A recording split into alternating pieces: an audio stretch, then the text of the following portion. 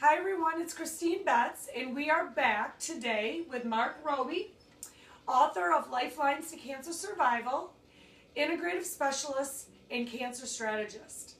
So a couple weeks ago, we did our first video sharing Mark's story and why he wrote his book. But today we're going to touch on one of the key tips to survival that Mark talks about in his book. And that is, do not rush into treatment when diagnosed with cancer. And Mark, what I want to ask you off the bat is, why do you say do not rush into treatment when you're first diagnosed with cancer? Well, there's a couple reasons, Christine, and I want to thank you for inviting me here today. A number of times over the past 14 years since I've been diagnosed, I have seen many patients go down within the first 4, 5, 6 months of when they were diagnosed. Some of these people had early malignancies, other people had medium and advanced malignancies. But I've actually seen a couple of patients just in the past few years with GI malignancies that were not late stage go down within the first 5 or 6 months of treatment. And what a lot of patients don't understand, they have no concept of, is that many people die of side effects of the therapies, whether it be surgery, radiation, chemotherapy, than they do of the disease. Sure. And so I'm not saying that it's one side or the other, but my point is, a lot of people have no concept about what they're getting into. And I thought we could start out by, I just want to show, this is a representation of a cancer tumor. And it's made up of hundreds and thousands and millions of cancer cells. Well, these cancer cells have filaments outside and inside the cancer cell. There's many genetic mutations inside of here, and this cancer cell is taking your immune system. This cancer tumor is taking your immune system and using it against you. It's taking the nutrients from your body and growing from those nutrients, and it's turning your body against yourself. And so instead of rushing into treatment, I advise to step back and really think about what you're doing, which a lot of patients don't do that.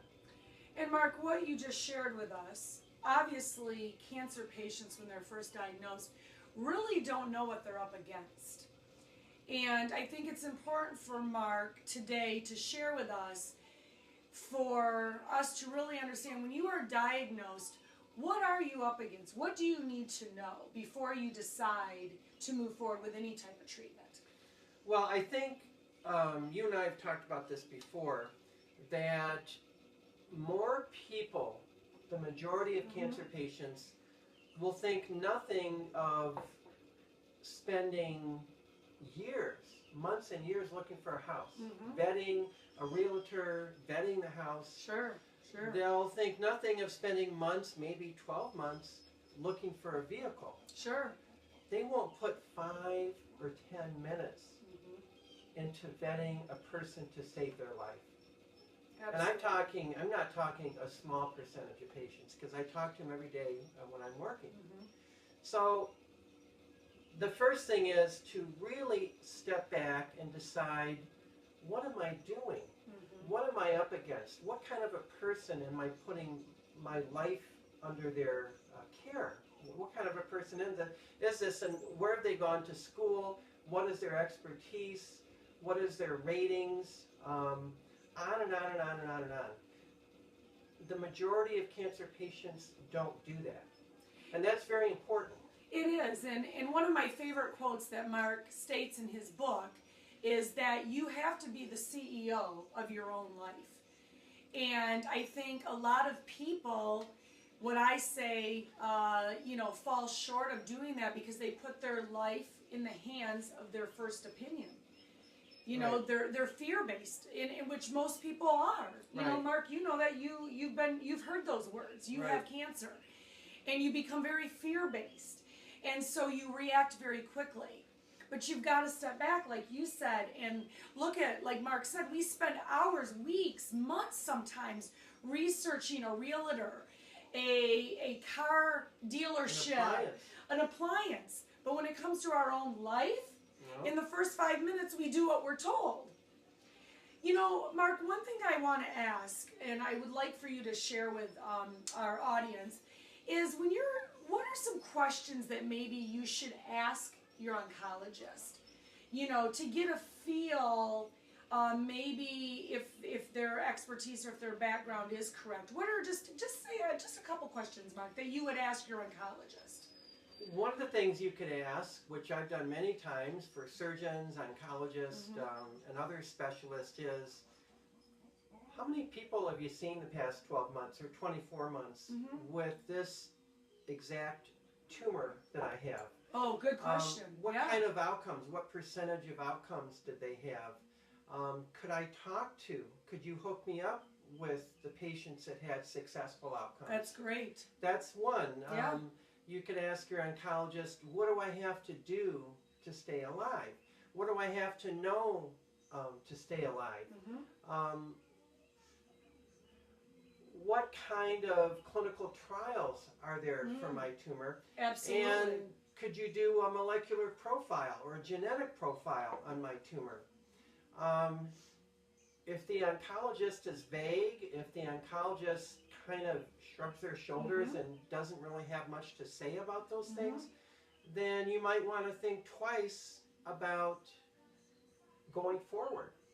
Absolutely. You know, with that person. Absolutely. I love that. And Mark, so the whole premise of what we're talking about today is do not rush in. Right. So what do you recommend are some things, instead of rushing into treatment, that if you are told those words, you have cancer, what do you recommend you do prior to rushing into a treatment? Most people have 4 or 5 weeks that they can look around and really understand what they're up against. Step back, take a deep breath, try building an inner circle of people around you that can help you. Maybe somebody that's internet savvy that can go to the medical schools or hospitals and go on the computers in there, go to the libraries, look up your type of tumor. So somebody, if you're not internet savvy, somebody that could help you to research your tumor. Again, the majority of patients don't do that. Somebody to take you to the doctor, somebody to take you to your therapy, somebody to run errands for you because you're freaking out. That's another person to look for. So try to find, besides an oncologist, an inner circle of people. It can just be a couple people to start to help you. Another thing, Dr. David Servan-Schreiber, he is a renowned scientist and physician who died of brain cancer about 1.5 years ago. He wrote the book, I think it's called The Anti-Cancer Life. And I think it's called Anti-Cancer. So anyways, he has a whole page in his book discussing most of the people that he knows and his colleagues would never just go ahead with the first oncologist that they meet. Never, ever.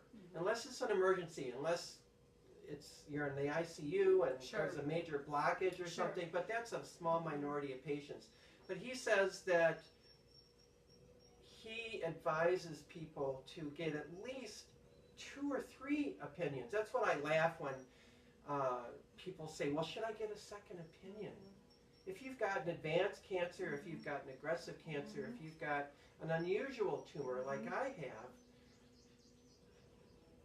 it's concerning to me that a person wouldn't look for at least 2 or maybe 3 multiple opinions, other opinions. Absolutely. So those are some of the things, and we're going to get into it more in depth in our series. But those are some of the things to think about instead of blindly doing as you're told. There are literally hundreds and thousands of good, quote, patients that we call good patients that do everything they're told and they go down. Absolutely. They go down. We have the tools and the technology and the cutting edge science to fight lots of cancers. The problem is we're not using a lot of those tools. Absolutely. And I think today, you know, really what we want to get across to all of you is cancer treatments are not a one size fits all. It's very important, like Mark said, to understand the genetic makeup of your tumor, the molecular profiling of your tumor. It's very important to understand that so that you can make sure that you choose that treatment that is going to specifically target your cancer. And then second of all is to be the CEO of your life. That, you know, like Mark said, if you were selling a house or buying a car or even changing the wall color in your house, you would get a couple opinions. So I think it's important that you understand, do not rush into treatment, step back, take a few weeks, get a couple opinions, and do your research. So thank you, Mark, for all of your information today. We're super excited. We've got some exciting things in store that we want to bring to all of you with some very in-depth information that you and your loved ones will want to hear. So stay tuned. Mark and I will be launching a series called Cancer Survival 101. So stay tuned for that. Thanks, you guys, and thanks again, Mark, for all of your information today. Thanks, Christine. Thank you. Absolutely.